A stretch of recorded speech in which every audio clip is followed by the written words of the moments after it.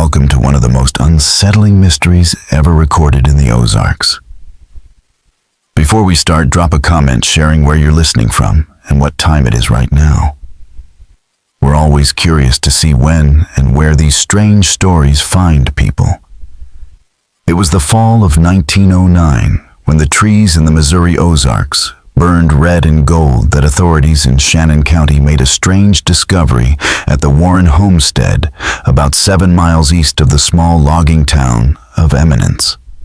What began as a simple welfare check after the Warrens stopped showing up in town soon turned into one of the region's darkest and most perplexing cases. For almost 60 years, the story existed only in fragments, buried records, sealed testimonies, and whispered local memories, until researchers from the University of Missouri briefly revisited the case in 1968, only to archive it again and let it fade into obscurity. The Warren family had moved to the isolated property in 1903, buying 80 acres of thick forest along what is now the edge of the Mark Twain National Forest. Thomas Warren, a hard, quiet man in his early 40s and a veteran of the Spanish-American War, rarely came into town and preferred to handle every matter himself. His wife, Margaret, described as reserved and exacting, was almost never seen after their first year there. They had no children, though. Thomas occasionally mentioned distant relatives who might visit one day. According to county ledgers, the Warrens paid for their land entirely in Spanish gold coins, a curious but not unheard of choice in an area where banks were still new and unreliable. The land itself had once belonged to the Garretsons, who abandoned it after back-to-back crop failures during the drought of 1901 and 1902. Locals remembered the Garretsons facing strange troubles too, though nothing official ever recorded what those were. The property sat in a narrow valley between two ridgelines, with a spring-fed creek tracing its edge. Strangely, instead of building near the fertile bottomlands, like most settlers, the Warrens' house was perched halfway up the western slope, tucked into a shallow hollow that later proved to be the collapsed mouth of an old cave system. Because of that, the cellar's back wall wasn't built of timber. It was solid limestone from the hill itself. During their first year, Thomas made major changes to the home, hiring locals for heavy lifting but keeping the cellar work to himself. One of the hired men, Jeremiah Dawes, told the sheriff that Warren had sealed off part of the cellar with fresh brick, refusing to say why. Dawes claimed they'd arrive each morning to find new mortar and brick dust, though Warren insisted he'd spent the night asleep. When authorities finally visited in November 1909, what they found was even stranger than what they expected. The home was spotless and fully intact. Meals had been prepared, but never eaten. Belongings were in their places, as though the family had simply stepped outside and never come back. The only sign that something was wrong was in the root cellar, a collection of sealed jars marked with odd symbols and dates, and several journals written in what looked like English, but wasn't quite right. The Warrens themselves were gone without a single trace. The last known witness, their nearest neighbor, Elijah Cranford, lived 3 miles away and told investigators he'd heard people talking at the Warren place for weeks after they disappeared. Not shouting, he said, just talking like folks do at supper. But there wasn't nobody there to be doing the talking. When asked if he had gone to investigate the voices, Elijah Cranford simply said, "No man with sense walks toward voices with no bodies." At first, the sheriff dismissed his story as the ramblings of a lonely man with a taste for moonshine. But within weeks, other witnesses came forward backing up his account. Among them was Tobias Wheeler, a seasoned fur trapper known for his honesty. Wheeler told the county clerk in December 1909 that he had camped about a mile from the Warren place. "I heard them plain as day," he said. "A man and a woman talking like they were standing just beyond the light of my fire. But when I moved, the voices moved too, always the same distance away, no matter where I went." He left before sunrise and didn't stop until he reached the town of Winona. In the years that followed, the Warren homestead became infamous. The land stayed vacant despite its rich soil and fresh spring. Hunters claimed that no game would cross near the property, and even the trees seemed to grow oddly twisted the closer one got to the old house. By the 1920s, the building had begun to decay, yet not in a natural way. A county survey from 1927 noted that the wood did not rot as expected, but dried and hardened like stone. The first investigation, led by Sheriff Josiah McIntyre in November 1909, described a scene both ordinary and deeply wrong. The beds where made food sat on the table, and a letter on Thomas Warren's desk trailed off mid-sentence.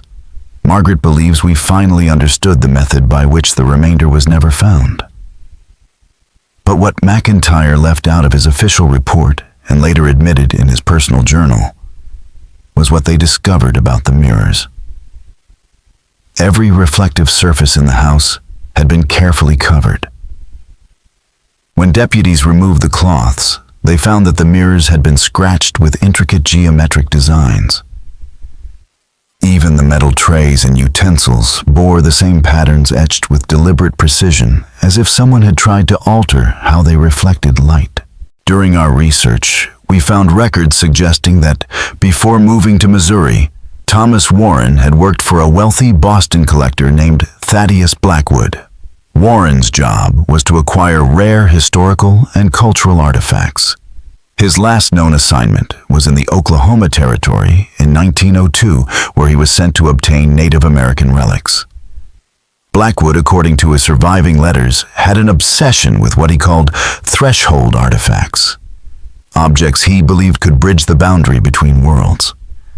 His collection included pieces from across the globe, all sharing similar geometric motifs and connected to local legends about doorways, crossings, and transitions.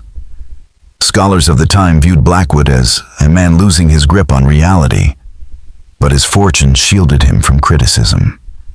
Correspondence between him and Warren reveals that their relationship soured after an expedition to Oklahoma.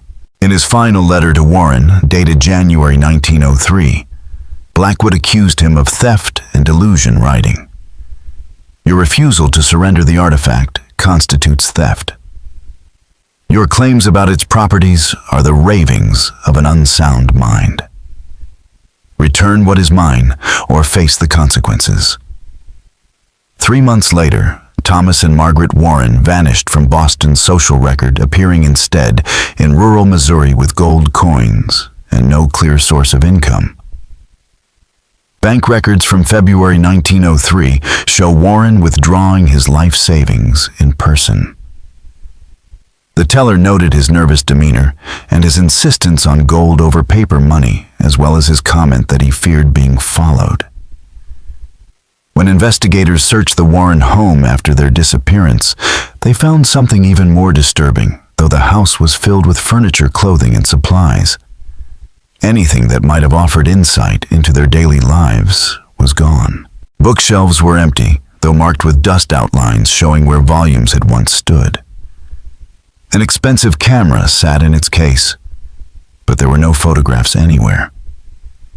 And in the cellar, among rows of preserved food, deputies found dozens of sealed glass jars, each labeled with strange symbols and dates and filled with an unidentifiable organic material, suspended in clear liquid. Deputy James Holbrook was the first to notice something odd beneath the rug in the Warrens' bedroom. A carved design in the wooden floor so precise, it looked like it had been cut by a machine rather than by hand. The pattern was geometric, intricate, and worn smooth at the center, as if someone had stood in that exact spot over and over again. Holbrook's notes included a sketch of the symbol, but most of the document was lost in a courthouse fire in 1921. Only a few fragments of his drawings survived, and when those were later compared to designs from Thaddeus Blackwood's collection, the resemblance was undeniable. The shapes matched what modern anthropologists call entoptic patterns, geometric forms that appear during altered states of consciousness across many cultures, often in shamanic art, tied to rituals meant to cross between worlds or dimensions. Sheriff McIntyre, unsettled by the case, continued to visit the Warren property for years after the disappearance. His logs describe a place that seemed caught between decay and preservation. Certain rooms fell into ruin quickly, while others remained untouched by time. Most unnerving of all was his observation that the carving on the bedroom floor appeared to be changing. Each time he visited, faint new lines had emerged, extending the original design, even though the house had been sealed and empty. In 1912, 3 years after the Warrens vanished, a group of hunters stumbled upon what they thought were human remains in a small cave about a mile from the homestead. When deputies arrived, the cave's entrance had collapsed. Workers sent to clear it later abandoned the task after reporting strange whispering coming from deep within the rock. Officially, it was written off as nerves and superstition. But one of those workers, a man named Samuel Ledbett, later confessed his full experience to a local preacher, Reverend Isaiah Thompson. Thompson's private journal, kept by his descendants, tells a more chilling version of events. Ledbett claimed that as the crew removed debris, they discovered several glass jars buried in a circular arrangement jars that looked nearly identical to those found in the Warren cellar. As they unearthed them, the contents began to stir inside, moving as if alive. Then came the whispering not from the cave, but from the jars themselves. In a panic, Ledbett struck one with his pickaxe, shattering it. What poured out, he said, was not liquid, but smoke that moved with deliberate intent. Moments later, the cave walls began to tremble, and the collapse followed soon after. The other workers confirmed parts of his story, but chose to give a simpler version to authorities to avoid being labeled insane. In 1910, Margaret Warren's sister, Elizabeth Holloway, traveled from Philadelphia to settle the estate. She lasted less than a week. Before leaving, she told the Winona station master, "I'd rather sleep in a charnel house than spend another night in that country." She sold the land for a fraction of its value and never returned. Letters between Elizabeth and her attorney reveal what she experienced during her brief stay. In one dated May 17, 1910, she wrote, "I am convinced my sister and her husband met with foul play, though of a kind I cannot explain. The local authorities are either inept or unwilling to speak. In that dreadful house, I witnessed things that defy belief, objects that moved on their own voices, whispering when the air was still, and figures flickering at the edge of my vision that vanished when I turned to face them. I found Margaret's journal hidden behind a loose stone in the cellar wall. Its contents were so horrifying that I burned it at once. If even half of it was true, then Thomas brought something back from his travels that should have remained buried. Sell the property for whatever it will fetch. I want no part of it." The property never sold and reverted to county ownership in 1917. Nearly 2 decades later, in 1935, a University of Arkansas anthropologist named Dr. Robert Keller published a small paper on Native American purification rituals in the Ozark region. In it, he briefly mentioned the discovery of several sealed containers in Shannon County that contained substances matching those used in spiritual cleansing ceremonies. Though Keller didn't name the location, his notes placed the finding less than 10 miles from the old Warren homestead, a chilling echo of the jars that had first marked the beginning of the mystery. Dr. Robert Keller's paper speculated that the jars from the Warren cellar might represent a clumsy attempt to imitate indigenous boundary rituals meant to contain malevolent influences. Traditionally, such materials were buried at the edges of tribal lands to mark and defend thresholds rather than to summon anything. Keller's colleagues dismissed his work as fringe anthropology, and the paper was never formally published. Soon after, Keller left academia entirely. Our research uncovered why this subject may have been so personal to him. Before becoming a professor, Keller spent 5 years as a missionary in the Oklahoma Territory, between 1900 and 1905. The same period Thomas Warren was reportedly acquiring artifacts there. In Keller's personal papers donated to the university after his death in 1942, we found fragments of notes about what he called threshold entities, beings said to exist at the margins of reality itself. He described them not as evil, but as fundamentally indifferent, with traditional rituals intended not to contact them, but to maintain barriers against them. Among Keller's archive materials was a sealed envelope labeled Warren Specimen 1910. Inside was a photograph of one of the jars from the Warren cellar, its contents a cloudy suspension of organized structures. On the back of the photo, Keller had scrawled, "This is not preserved tissue. This is not a plant. This is not a fungus. I believe this is a fragment." Between 1909 and 1945, at least 7 separate families attempted to live at the old Warren property. None stayed longer than 4 months. Official explanations for their departures ranged from isolation to poor soil quality. But their private letters tell a more consistent story. Sounds in empty rooms, feelings of being watched, and a creeping sense that the house itself was somehow wrong. The most detailed account came from the Miller family, who tried to establish a tobacco farm there in 1922. At first, Eleanor Miller reported trouble sleeping because she heard conversations inside the walls. Her husband Jackson dismissed it until he began to hear them too. Then came the disorientation. In a June 1922 letter to his sister in St. Louis, Jackson wrote, "There is something fundamentally wrong with the angles in this house. Rooms seem larger or smaller depending on where one stands. Doorways don't quite lead where they should. Eleanor insists the hallway to the bedroom grows longer each night.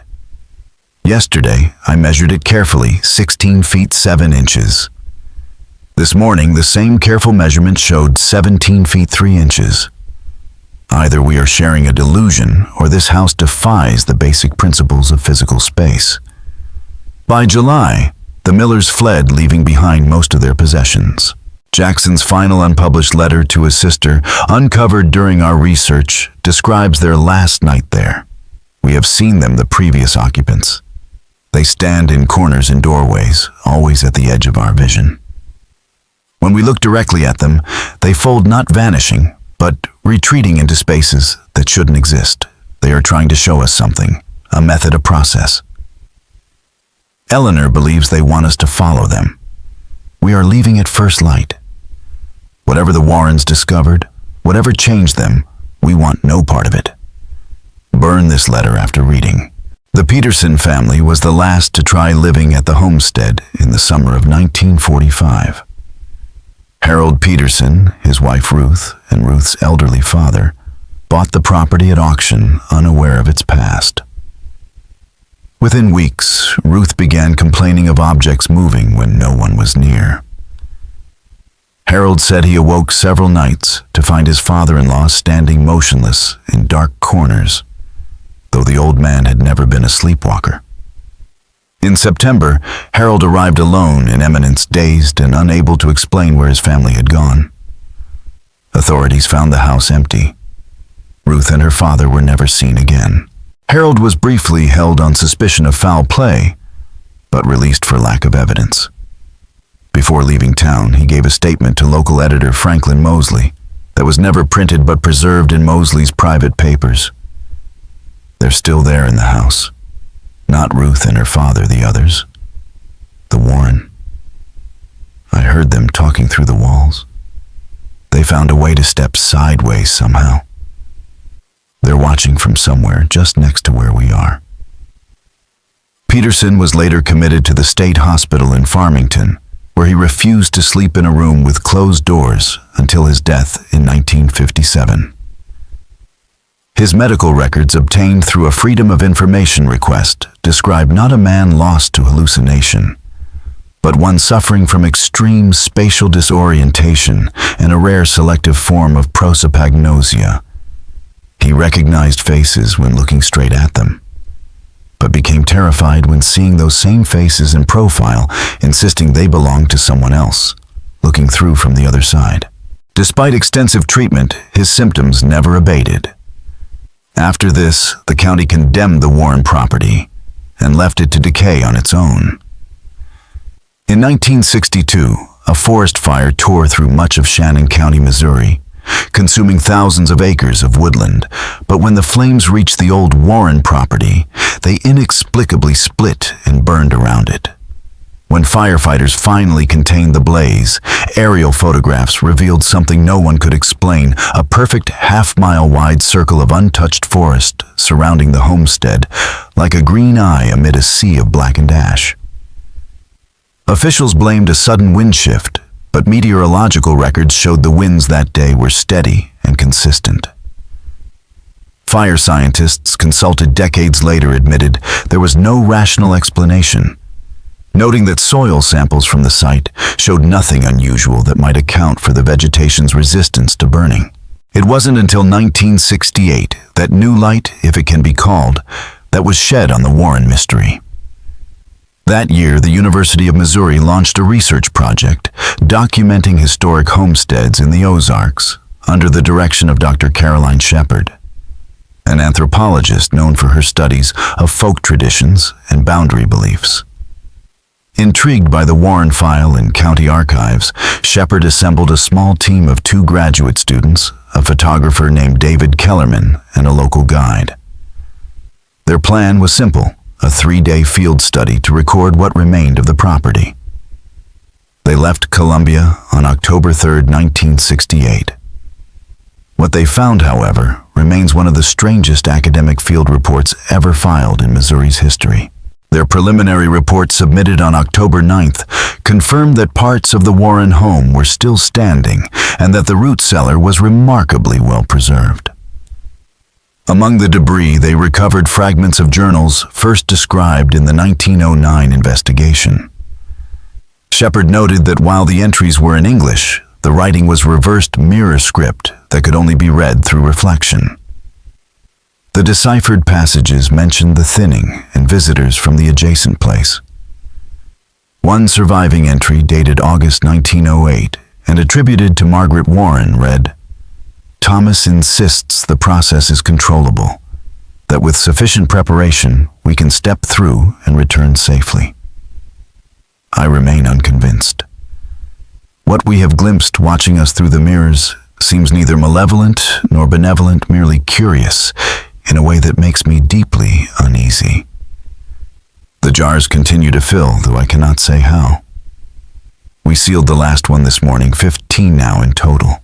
Thomas says we need 24 to complete the circle. I have begun to dream of spaces between spaces. While cataloging the site, the team discovered a concealed compartment beneath the bedroom floorboards. Inside was a small metal box, unlike any common alloy, containing a smooth stone cylinder, roughly 6 inches long, carved with intricate markings. Dr. Shepard identified them as possibly linked to Siouan linguistic roots, but noted that the symbols did not correspond exactly to any known script. The artifact was transported to the university for further analysis.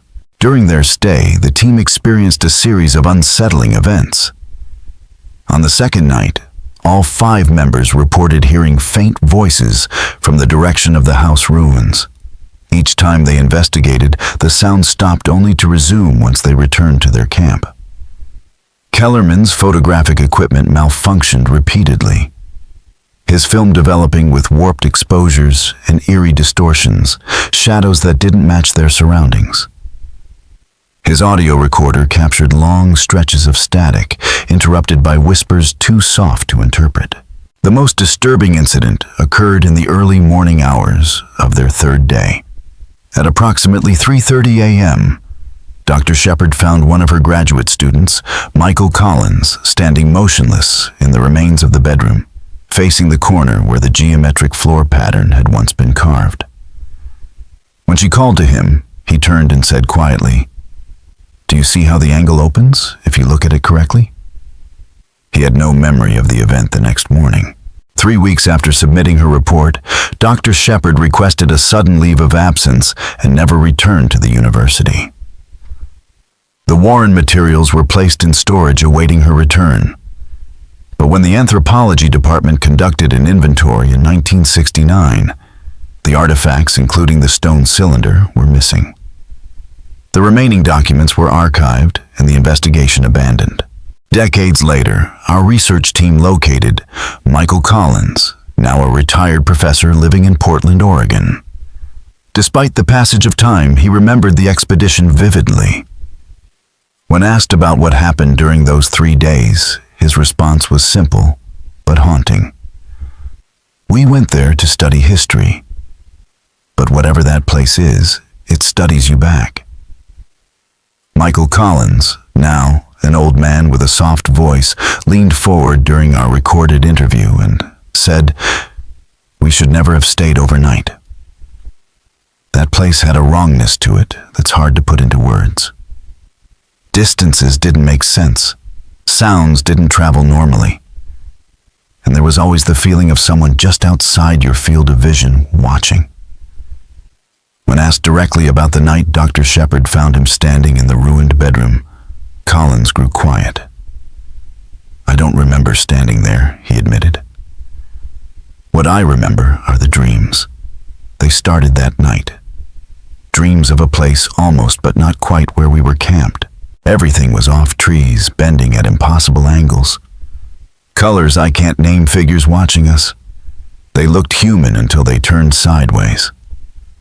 Then they weren't." Collins confirmed that the team had indeed recovered the stone artifact described in the 1968 report. "It was warm," he said, "even though it had been buried in cold earth for who knows how long. And the markings, if you stared long enough, they shifted like revealing new shapes depending on the angle." Dr. Shepard became obsessed immediately. She stayed up late making drawings of it, trying to capture all the views. She said the full pattern could only be understood when every perspective was combined. The last time I saw her, she showed me the composite drawing. It wasn't just a pattern anymore. It looked like something folding in on itself impossibly. She said it was a map to where I don't know. One curious postscript came from a university librarian who recalled receiving a package from Dr. Shepard in December 1968. Inside was only a single handwritten note. "Some doors once opened cannot be closed. The Warren understood too late. I understand now." The note was filed and forgotten until our research team found it decades later. Not long after sending it, Dr. Shepard disappeared. Her vehicle was discovered abandoned on Forest Service Road 317, about 4 miles from the Warren site, on November 12, 1968. Her office remained untouched, her personal effects, including notebooks filled with her Warren research, still neatly arranged on her desk. Those notebooks, which had never been thoroughly examined, contained detailed sketches of the geometric patterns found at the Warren property, alongside matching designs from cultures across the globe. In her annotations, Dr. Shepard developed what appeared to be a full theoretical framework for understanding them as depictions of non-Euclidean spatial relationships, maps of transitions between different states of space. Her final entry, dated November 10, 1968, reads, "The Warrens were attempting to create a controlled gateway, using the object as a key and the pattern as a lock. The jars contained fragments of the boundary itself, pieces of the membrane between here and elsewhere, harvested through the initial openings they achieved. Thomas believed that with a sufficient quantity of this substance properly arranged, they could stabilize a transition point indefinitely. What they failed to understand was that the boundary once breached begins to erode on its own. They didn't need to complete their ritual. They only needed to wait. After that, interest in the Warren homestead faded. The property was absorbed into the expanding Mark Twain National Forest in the 1970s. By then, nature had reclaimed much of the site, and its precise location was forgotten. Old Forest Service maps marked the area only as historic site, no access. But even as the legend dimmed, odd reports continued to surface. In 1983, a group of experienced hikers became lost in a section of forest matching the approximate location of the Warren property. Despite carrying maps and compasses, they spent hours walking in circles, always returning to the same clearing, as though space itself refused to let them leave. One member of the 1983 hiking group later described stumbling across a set of stone steps cut directly into the hillside steps that appeared clearly man-made, yet so weathered they defied dating. When the party tried to retrace their path to the steps, they found nothing. They eventually escaped the forest, only by following a stream, emerging nearly 7 miles from their planned exit point. Their compasses, which had functioned normally before, registered erratic readings for the remainder of the trip.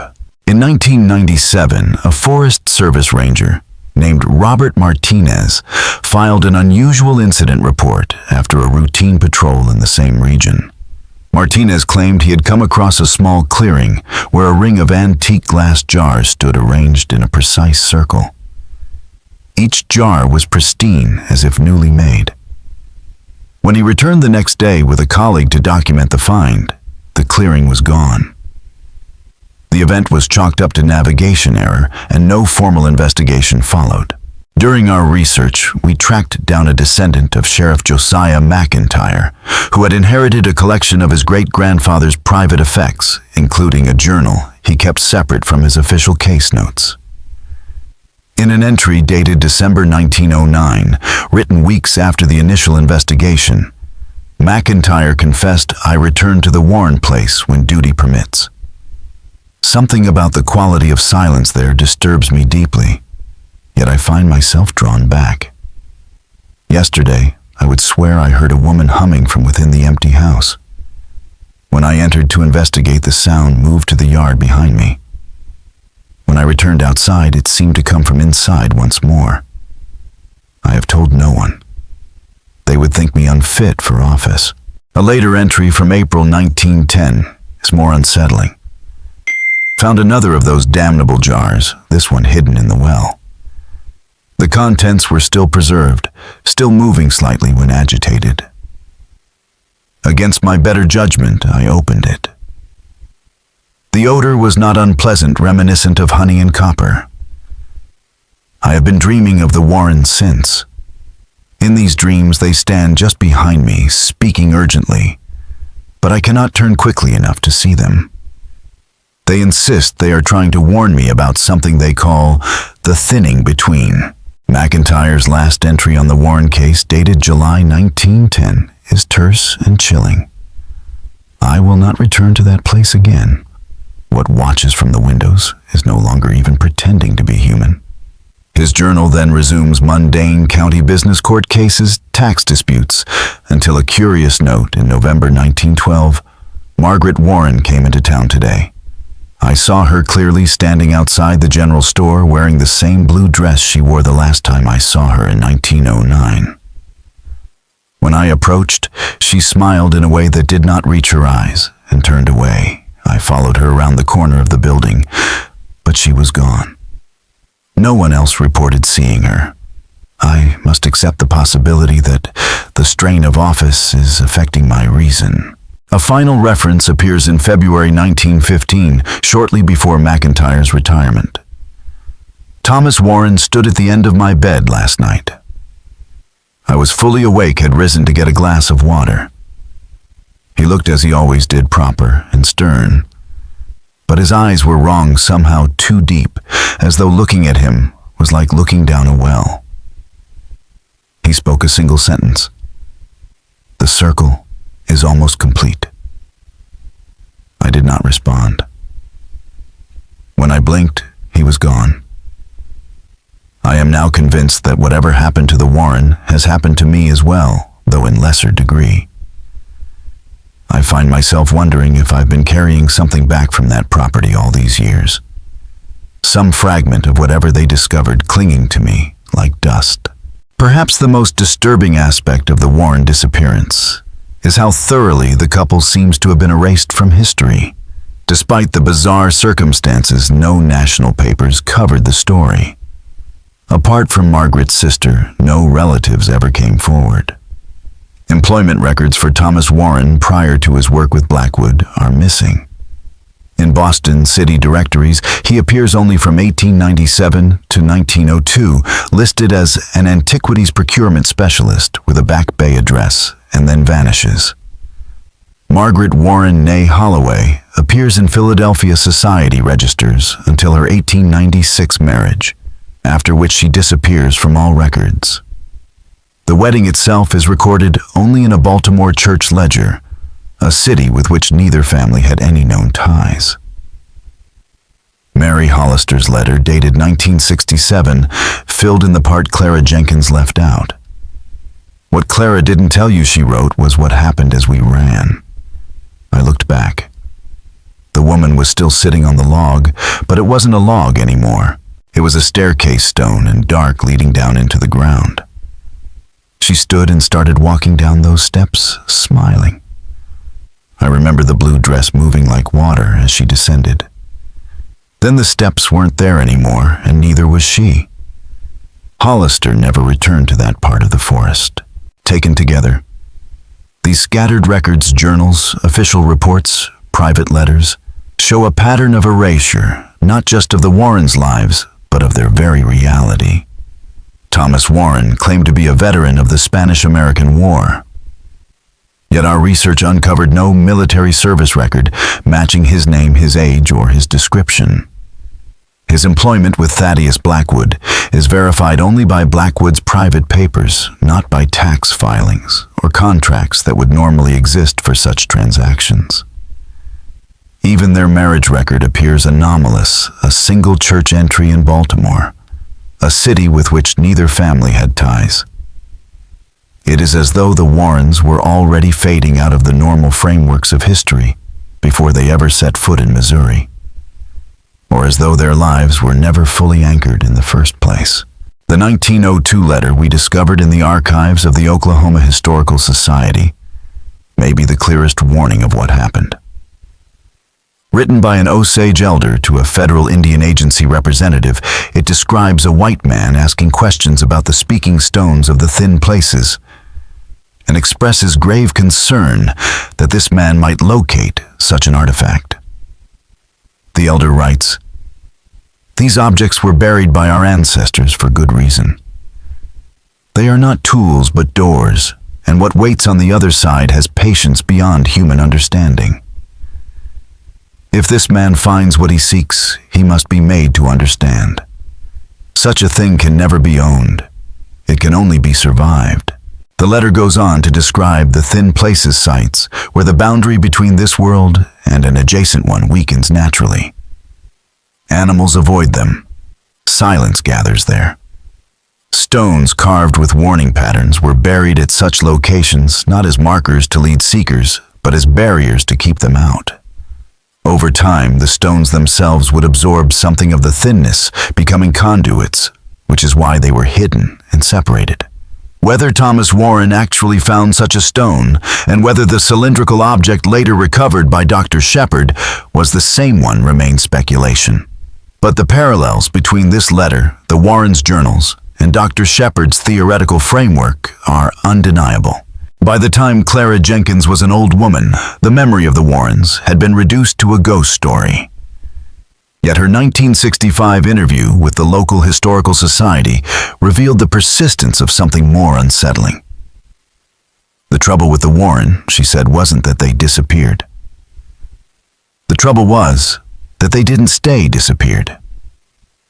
For years afterward, people would see them at a distance standing at the edge of their property or glimpse through the trees, always watching, never speaking. Clara's father reportedly saw Thomas Warren himself in 1915, standing beneath the lamppost outside the general store.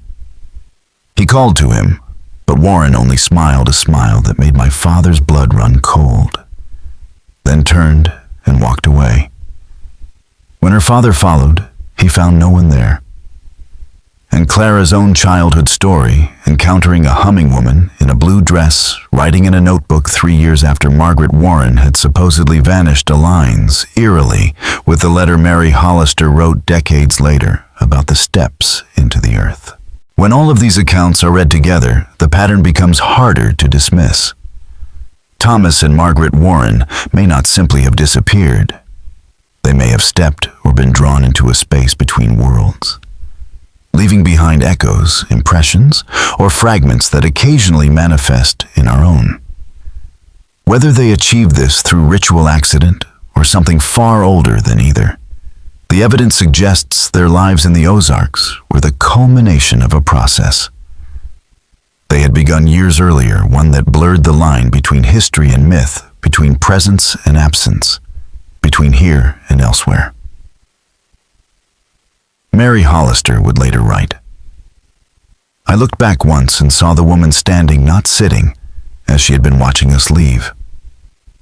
As I watched, she turned sideways, and this sounds insane, but she seemed to become impossibly thin, like a piece of paper seen on edge, and then she was simply gone.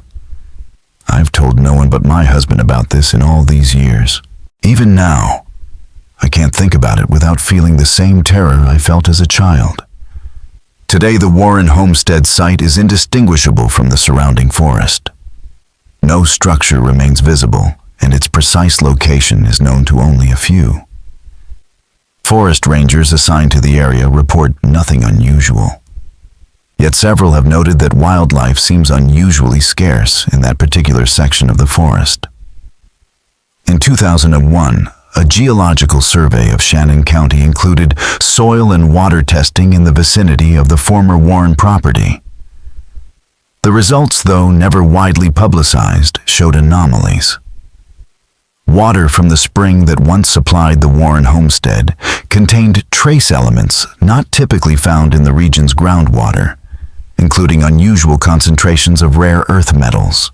More significantly, magnetic imaging of the hillside where the house had been partially built revealed what the report described as structural inconsistencies. Spaces within the limestone that did not register properly on the equipment, appearing as neither solid nor void, but something indefinable in between.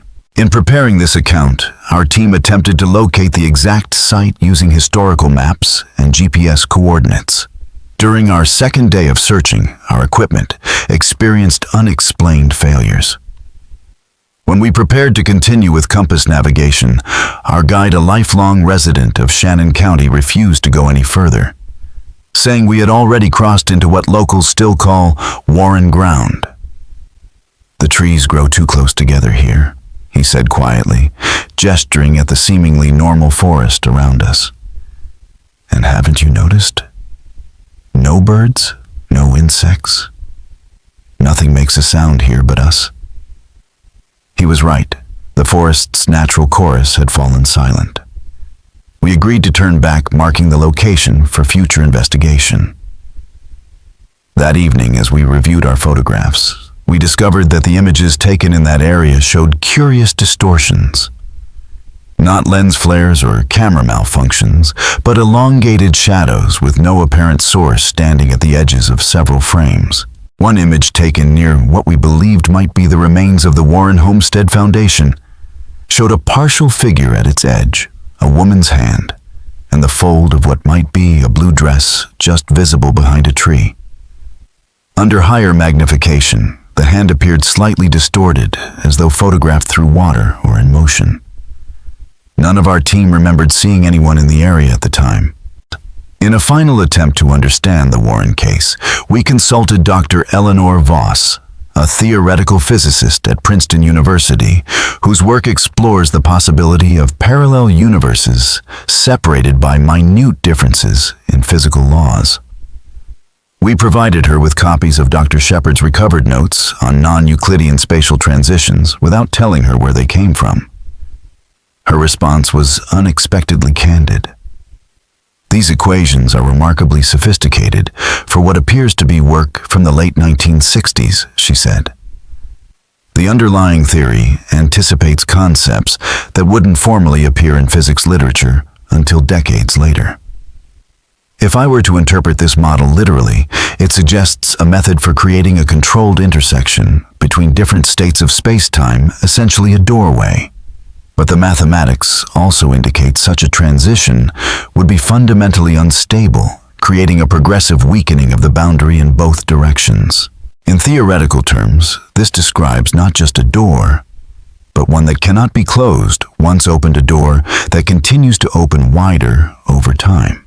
When we revealed the source of the equations, Dr. Voss declined further comment, except to say that she found it disturbing that someone with no formal training in higher physics could have developed such a model independently, particularly given the era. She suggested that either Dr. Shepard had collaborated with an unknown mathematician, or she had somehow derived these concepts through another means entirely. And so, in the final analysis, what happened to Thomas and Margaret Warren remains unknown. Did they flee, leaving behind their possessions, and the strange sealed jars? Were they victims of foul play? Despite the absence of any evidence suggesting violence, or as local legend still whispers, did they find something in that remote corner of the Ozarks? Something Thomas may have brought back from his last expedition. Something that altered their relationship with reality itself. The evidence, fragmented and incomplete as it is, suggests a narrative far more disturbing than any conventional explanation. The evidence suggests that Thomas and Margaret Warren were not dabbling in folklore or superstition, but methodically exploring a way to cross from one state of reality into another. What Thomas called the thinning between echoes, what modern physics might describe as an intersection between parallel states of existence. Their sealed jars, the geometric carvings hidden under rugs and etched into mirrors, and the obsessive record-keeping all point to a system, a deliberate attempt to map fragment by fragment the boundary between here and somewhere else. What followed fits that model. The whispered voices. The figures glimpsed years after the couple vanished. The distortions in space and memory experienced by those who tried to live in the house or even stand near it. The growing sense of being watched from just outside normal perception. Everything suggests that the doorway they opened did not close when they disappeared. It remained at least partially accessible, widening slowly over time.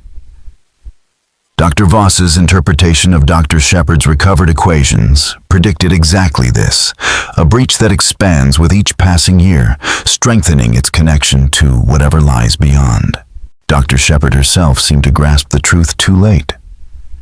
Her final entry, dated November 10th, 1968, reads, "I understand now why the jars were sealed.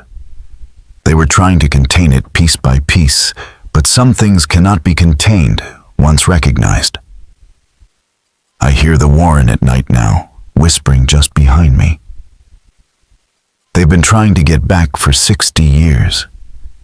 They say I can help them.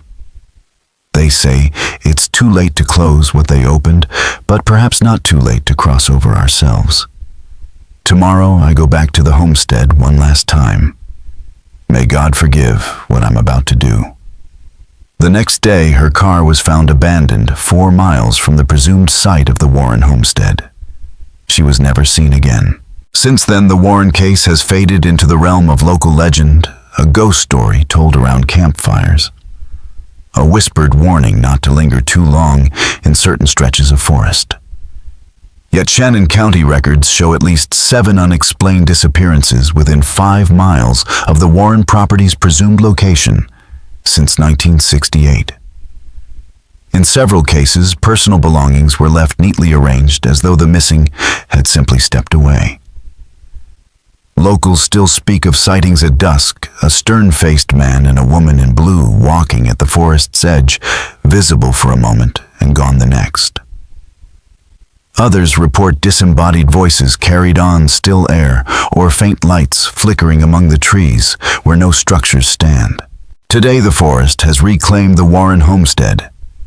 No structure remains. Even its exact location is known only to a few.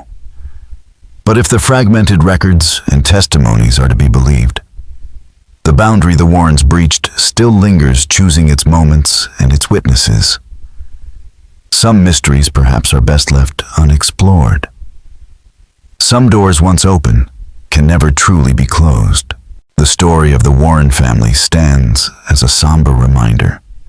That in the remote corners of our world, where silence reigns and isolation breeds its own reality, the boundaries we take for granted may be more permeable than we care to believe.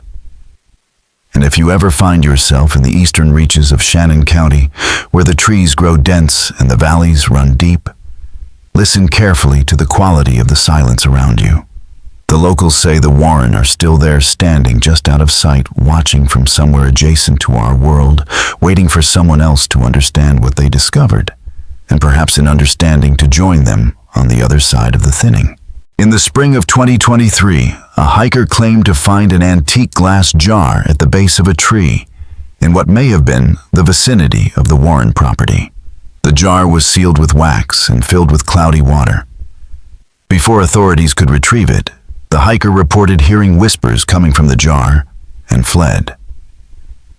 By the time a ranger arrived the next day, the jar was gone.